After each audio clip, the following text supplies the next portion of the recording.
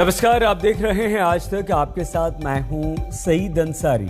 संक्रमण का आक्रमण, जी हां, दक्षिण अफ्रीका के रास्ते दुनिया पर ओमिक्रॉन का ऐसा अटैक हुआ कि कोरोना काल की डरावनी यादें फिर से ताज़ा हो गई हैं। ब्रिटेन से लेकर अमेरिका तक, नीदरलैंड से लेकर बेल्जियम तक हर देश ओमिक्रॉन के खौफ में है। ऐसे में हमारा देश भारत इस डर से कैसे बचा रहता? शुक्र है हमारे देश भारत में ओमिक्रॉन वेरिएंट नहीं आया। ऐसे में कोरोना के इस वेरिएंट की एंट्री रोकने के लिए सरकार ने चाक चौबंद इंतजाम कर लिए हैं। आज सरकार ने लोकसभा में इन इंतजामों की पूरी जानकारी दी है।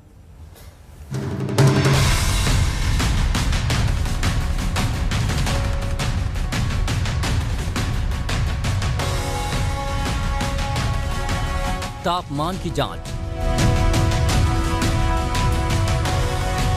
सैंपल लेने का इंतजाम,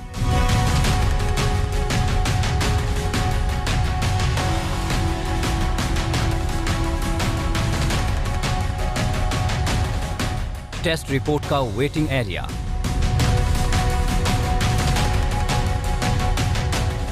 एम्बुलेंस का इंतजाम।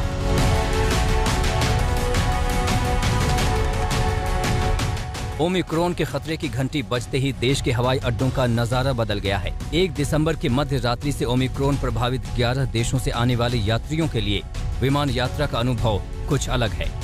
हवाई अड्डे पर उतरते ही घर के लिए गाड़ी लेने की जगह उन्हें सीधे कोरोना टेस्ट के लिए जाना पड़ रहा था। इन्होंने RT-PCR के लिए 6 घंटे बिठा के रखा है। 7 घंटे बाद रिपोर्ट दी उन्होंने। जो RT-PCR का टेस्ट है वो जो 24 घंटे का वैलिड है वो कराया हुआ था, इन्होंने यहाँ दोबारा किया है। लेकिन जो 2 दिन पहले का प्रोसेस था, यहाँ पे ये टेस्ट करके भेज देते थे बंदे को, लेकिन अब 6 घंटे के लिए तंग किया जा रहा है यहाँ पे। हमने PCR का टेस्ट करा चुके थे इंडिया, वहाँ पे स्पेन में, जो 72 आवर्स वैलिड था।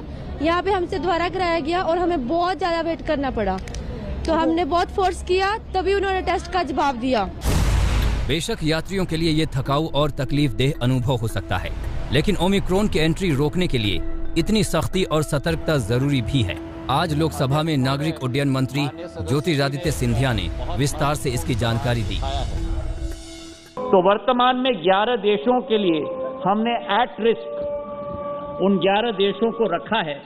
जिन देशों से हमारे यात्री भारत आएंगे उनकी सबकी टेस्टिंग हमें सुनिश्चित करनी होगी। वो 11 देश हैं यूरोप के सारे कंट्रीज, यूनाइटेड किंगडम समेत, south Africa, Brazil, Botswana, China, Mauritius, New Zealand, Zimbabwe, Singapore, Hong Kong और इजराइल।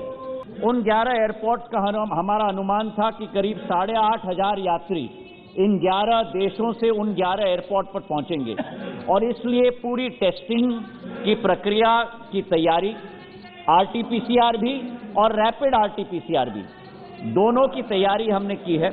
कल के आंकड़े ये हैं कि करीब 5,500 लोगों की टेस्टिंग इन 11 एयरपोर्ट्स और बाकी नॉट एट रिस्क को मिलाकर 26 एयरपोर्ट्स में हुई है। कल अलग अलग एयरपोर्ट्स पर करीब 5,500 यात्रियों की जांच की गई। इनमें 3300 यानी 60% यात्रियों ने RT-PCR टेस्ट कराया, जबकि 40% ने रूटीन जांच कराई।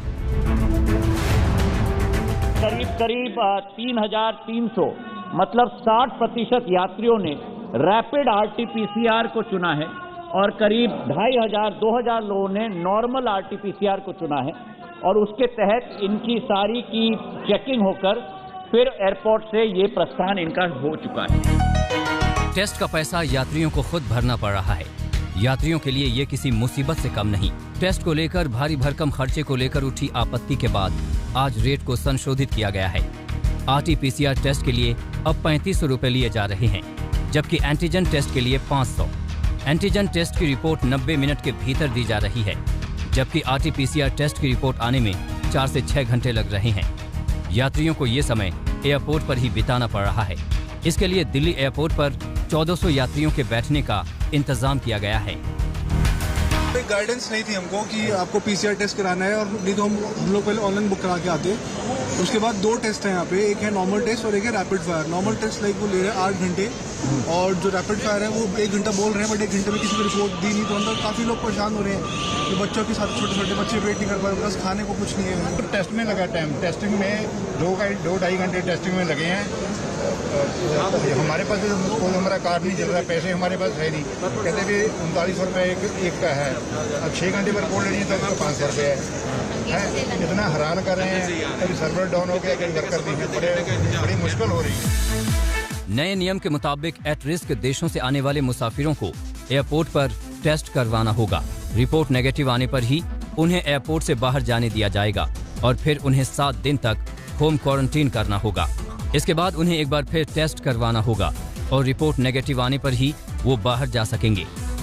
10 से 12 ऐसे देश हैं जिनको हाई रिस्क में डाला गया है, और कोई भी पैसेंजर जो इन देशों से आ रहे हैं उनको एयरपोर्ट से बाहर नहीं जाने दिया जाएगा जब तक उनका RT-PCR टेस्ट नेगेटिव नहीं आता है। और नेगेटिव टेस्ट होने के बाद भी उनका 7 दिन का मैंडेटरी होम क्वारंटाइन है। तो हम लोग पूरा अपना सपोर्ट दे रहे हैं एयरपोर्ट अथॉरिटीज और मिनिस्ट्री ऑफ सिविल एविएशन को इस टेस्टिंग को फैसिलिटेट करने के लिए। एयरपोर्ट पर इंतजाम पक्के हैं। राहत की बात यह है कि देश में अभी कोरोना के इस वेरिएंट की एंट्री नहीं हुई है। दिल्ली से पॉलिमी साहा के साथ आज तक ब्यूरो। केंद्र सरकार सतर्क है तो राज्यों ने इस चुनौती से लड़ने के लिए अपनी कमर कस ली है। ओमिक्रॉन प्रभावित देशों से दिल्ली आए 4 लोग कोरोना पॉजिटिव पाए गए। अभी ये पुष्टि नहीं हो पाई कि ये ओमिक्रॉन से संक्रमित हैं। इन्हें दिल्ली के LNJP अस्पताल में बनाए गए आइसोलेशन वार्ड में रख दिया गया है।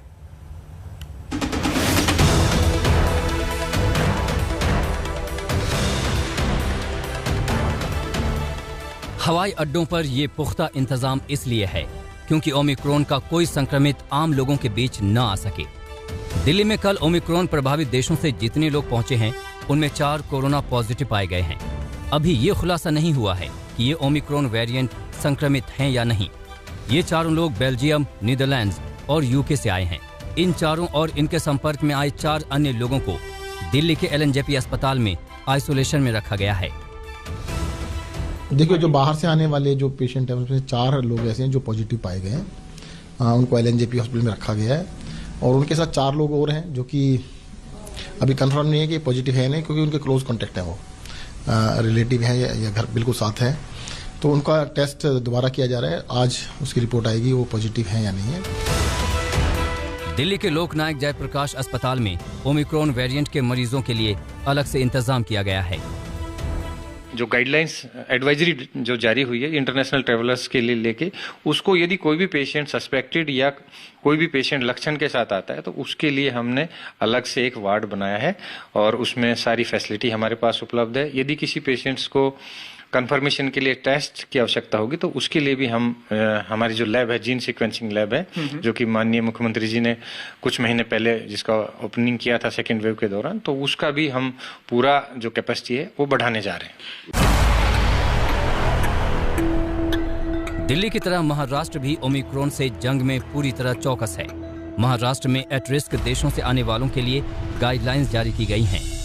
महाराष्ट्र सरकार ने जोखिम वाले देशों से आने वाले सभी यात्रियों के लिए 7 दिन का क्वारंटीन अनिवार्य कर दिया है, जहां दूसरे, चौथे और 5वें दिन उनका कोरोना टेस्ट करवाया जाएगा। कोरोना पॉजिटिव निकलने पर यात्रियों को अस्पताल में शिफ्ट किया जाएगा।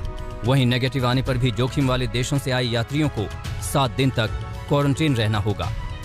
हालांकि हवाई यात्रियों के लिए महाराष्ट्र सरकार के बनाए गए इन अलग नियमों पर केंद्र ने उसे चिट्ठी भी लिखी है। RT-PCR पॉजिटिव भी आएगी तो जीनोम सीक्वेंस की भी टेस्ट होगी। ओमिक्रॉन का जो डर लग रहा है वो होना नहीं चाहिए और हर एक पैसेंजर सेल्फ डिक्लेरेशन देगा कि वो कौन से कनेक्टिविटी कंट्री में जाके आए हैं। मुंबई में पिछले 15 से 20 दिनों में 1126 ऐसे यात्री आए हैं जो दक्षिण अफ्रीका से ही मुंबई पहुंचे थे।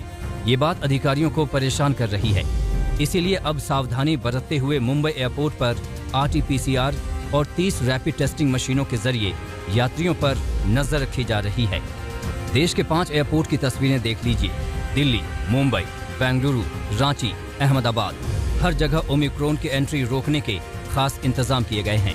एयरपोर्ट पर हर उस यात्री की जांच की जा रही है जो उन देशों से आया है जहां ओमिक्रॉन वेरिएंट के मरीज मिले हैं। एयरपोर्ट के बाहर कोविड टेस्ट काउंटर बनाए गए हैं। कोरोना वायरस किसी न किसी कैरियर के जरिए ही दुनिया भर में फैला था और ये कैरियर कोई और नहीं, उस वायरस से पीड़ित इंसान ही रहे हैं। वायरस से पीड़ित इंसान हवाई यात्रा करके ही दूसरे देशों में जाने अनजाने पहुंचे हैं। इसीलिए इस बार हवाई अड्डों पर ज्यादा सावधानी बरती जा रही है। आज तक ब्यूरो। ओमिक्रॉन ने नए देशों में दस्तक देनी शुरू कर दी है। अमेरिका में ओमिक्रॉन के पहले मरीज की पुष्टि हो चुकी है। जापान, दक्षिण कोरिया जैसे देशों में ओमिक्रॉन के मरीज मिल चुके हैं और ये बहुत चिंता का विषय है।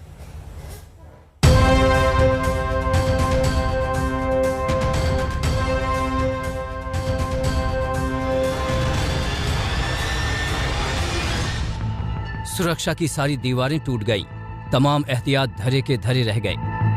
दुनिया के सबसे ताकतवर देश अमेरिका में ओमिक्रॉन की एंट्री हो गई है।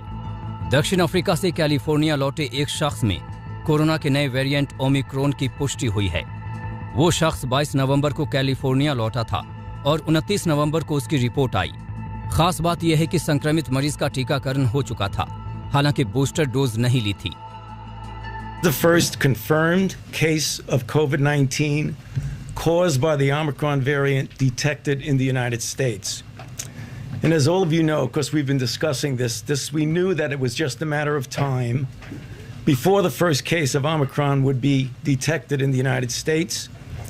And as you know, I've been saying it, and my colleagues on the medical team and others have been saying it. We know what we need to do to protect people. Get vaccinated if you're not already vaccinated. Get boosted if you've been vaccinated for more than 6 months with an mRNA or 2 months with J&J. And all the other things we've been talking about getting your children vaccinated, masking in indoor congregate settings, etc. Omicron संक्रमितों में कई और देश शामिल हो चुके हैं। मंगलवार को आर्थिक महाशक्ति जापान और फ्रांस में ओमिक्रॉन के पहले मरीज की पुष्टि हो गई। बुधवार को दक्षिण कोरिया में 5 केसेस मिले। इनमें 4 लोग पिछले दिनों नाइजीरिया से लौटे थे, जबकि एक मरीज इन लोगों के संपर्क में आने वाला शख्स है। सऊदी अरब में उत्तरी अमेरिकी देश से आया शख्स ओमिक्रॉन पॉजिटिव पाया गया है। नीदरलैंड्स की स्वास्थ्य संस्थान ने खुलासा किया है कि 19 से 23 नवंबर के बीच एक मरीज के लिए गए सैंपल में ओमिक्रॉन की पुष्टि हुई है, जबकि दक्षिण अफ्रीका के अधिकारियों ने विश्व स्वास्थ्य संगठन को 24 नवंबर को नए वायरस की खबर दी थी। यही वजह है कि बोत्सवाना सरकार कई देशों के हवाई प्रतिबंधों से खफा है। This has been pinned down and finger now points to Botswana to say it originates in Botswana or it is a Botswana variant, which I think is quite unfair and unnecessary at this time, because scientists and health experts do understand that by the time you actually detect a variant, it has probably been there in different populations 2 to 3 months even earlier. Omicron का संक्रमण कब से शुरू हुआ है, इसका ठीक ठाक पता नहीं चल पाया है। नाइजीरिया में अक्टूबर में लिए गए सैंपल में ओमिक्रॉन की मौजूदगी का खुलासा हुआ है। ऐसे में दुनिया भर के लिए ये खौफ का सबब है कि न जाने ये अब तक कहां-कहां फैल चुका होगा। इसलिए वायरस की खोज करने वाले अफ्रीका को प्रतिबंधों से दंडित करने के लिए कई देशों के फैसले से यूएन भी नाराज है। People of Africa cannot be blamed for the immorally low level of vaccinations available to them, nor should they be collectively punished for identifying and sharing crucial science and health information with the world. With a virus that is truly borderless, travel restrictions that isolate any one country or region are not only deeply unfair and punitive, they are ineffective. लेकिन गौर करने लायक एक अहम तथ्य ये भी है कि अब तक सारे केसेस के तार अफ्रीकी देशों से जुड़े पाए गए हैं। मंगलवार को यूरोपीय यूनियन के देशों में ओमिक्रॉन के 44 मामले मिले। इनमें से ज्यादा अफ्रीकी देशों से लौटे थे। फ्रांस में जिस शख्स में ओमिक्रॉन की पुष्टि हुई है वो 20 नवंबर को मोजाम्बिक से आया था। बेल्जियम में एक ऐसे सैलानी में ओमिक्रॉन का संक्रमण पाया गया जो 11 नवंबर को इजिप्ट से लौटा था, लेकिन उसमें 22 नवंबर को हल्के लक्षण नजर आए। इन सब से एक बात साफ हो चुकी है, जब तक दक्षिण अफ्रीका से खतरे की घंटी बजी, ओमिक्रॉन दूसरे महादेशों में प्रवेश कर चुका है। आज तक ब्यूरो। हमें डरना नहीं है, लेकिन सावधान तो रहना ही रहना है, क्योंकि ओमिक्रॉन बहुत ज्यादा खतरनाक है। बहुत छोटा सा ब्रेक, आप देखते रहिए आज तक।